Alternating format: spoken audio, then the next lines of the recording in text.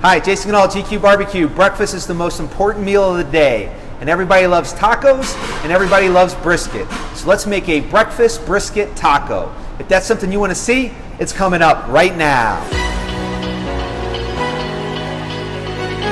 So we're going to be cranking out these videos all summer long with proven recipes and techniques. On our next video, we're going to show you a very inexpensive way to find all of the hot spots on your pit or your grill. If you don't want to miss that video, smash down on that subscription button and hit that bell notification so you'll be notified when that video and all our other videos come out.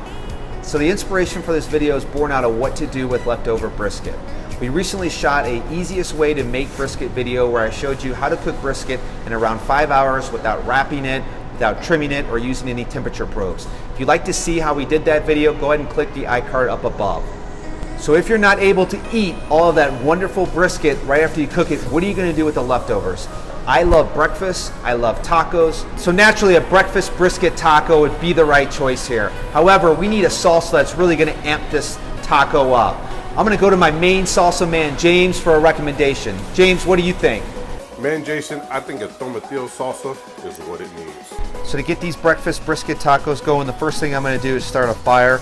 I'm going to fill up the basket about halfway with the natural lump charcoal. Use one of these fire starters to get the fire going, light it, and return it to the drum.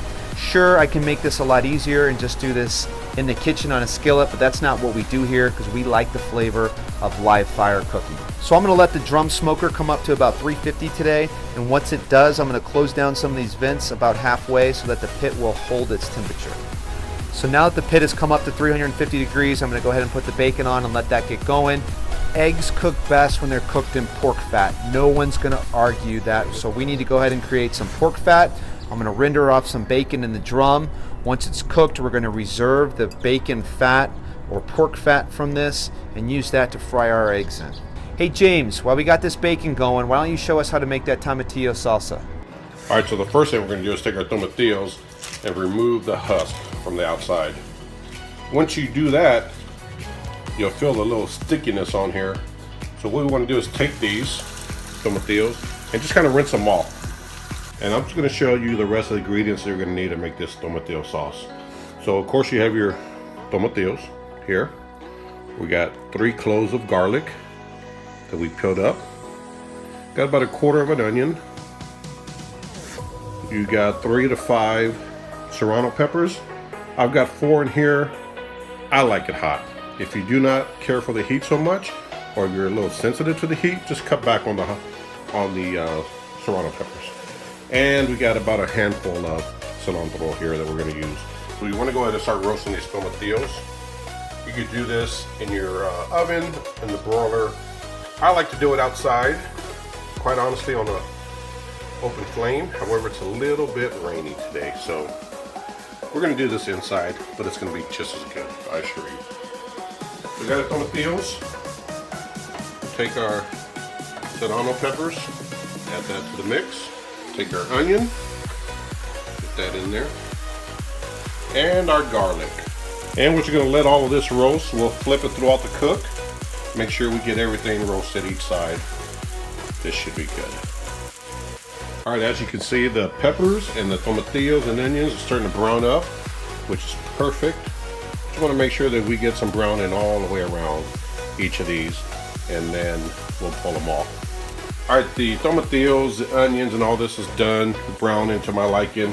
What we're going to do now is take these tomatillos and the Serrano peppers and onions, everything, and we're going to add it to a plastic bag. Now, this is a step that is very important, but a lot of people skip. The reason it's important is because some of these tomatillos are still a little tough, or might have a little texture to them, some hardness to them. So leaving them in this, put them in this bag, what this is going to do is it's going to let everything kind of steam together and soften up.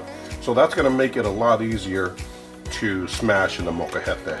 So we're going to cover this up, or zip this up, and we're going to let it sit for about 20 minutes, just like this in the bag. So what we're going to do is we're going to take a teaspoon of salt.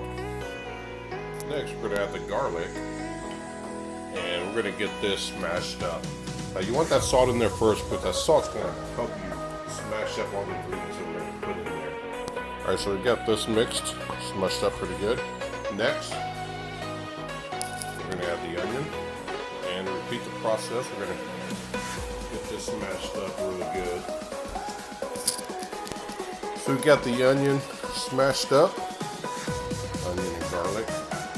Next, we're gonna take our Serrano Peppers. Same thing, we're gonna give these a good smash.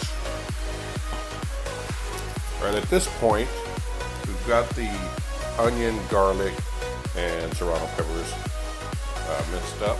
We're gonna take some of these Tomatillo tomatoes, get them in here. And we're gonna do the same thing. We're gonna give these a good mix. Don't add them all at once. Just start off with a couple. All right, so I have all the tomatillos, the garlic, the onions, the Serrano peppers, everything minced up. Now we're gonna take just, you know that bag that we put everything in? It's got a little bit of juice left in here. Let's go ahead and dump that right in there. Tons of flavor that you don't want to get rid of. As you can see, this Tomatillo Salsa is still kind of chunky in some spots, which is perfect. Now, if you do not have a molcajete to make this in, you can cook everything exactly the same way I did it and just mix it in a blender or in a food processor. Last thing we're going to add is that cilantro that we chopped up. Add that to the mix and just mix it all up. Simple, authentic, and it tastes great. So this bacon looks good to me. I'm gonna go ahead and set the bacon over here to the side next to the brisket while I cook the eggs. I'm gonna use the pork fat that the bacon rendered off to cook these eggs in because everything tastes better cooked in pork fat. So I'm gonna show you guys a little trick while cooking these eggs. I wanna baste it with the pork fat so we cook it from the top and the bottom. This is how we cook the egg all the way through to a perfect sunny side up so that when we bite into it, the yolk explodes everywhere. I'm gonna go ahead and season them with salt and pepper and then start to assemble the taco.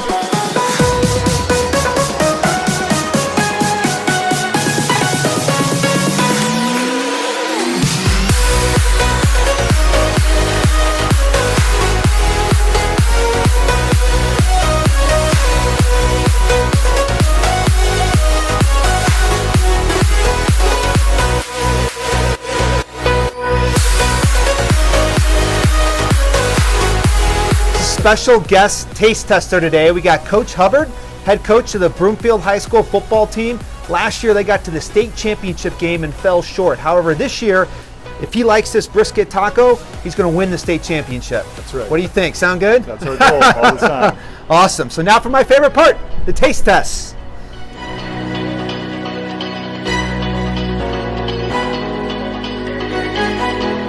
Wow.